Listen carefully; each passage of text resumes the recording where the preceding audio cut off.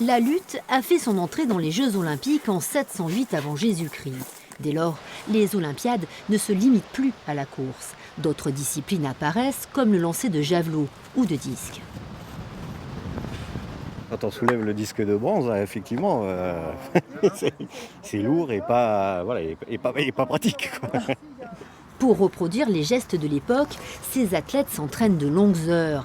Ils étudient également les écrits et les images de l'Antiquité. Mais avant tout, ils s'appuient sur l'objet, celui d'hier et celui d'aujourd'hui.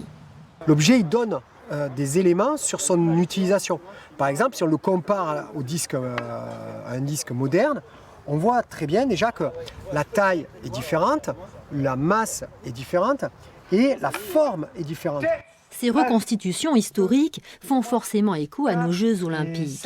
Les pentathlètes de l'Antiquité ne sont pas très différents des champions de notre temps. On a chez les Grecs, comme aujourd'hui, vraiment cette valeur de représenter. Aujourd'hui, on représente une nation et eux, ils représentaient leur cité.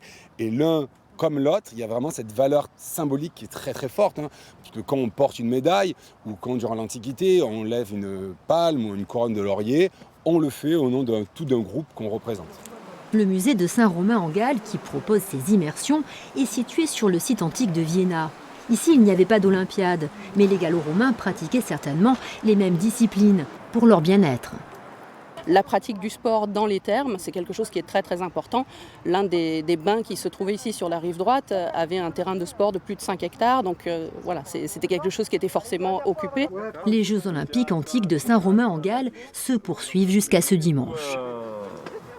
Essayez le lancer de javelot, vous pouvez aller voir mon collègue aussi.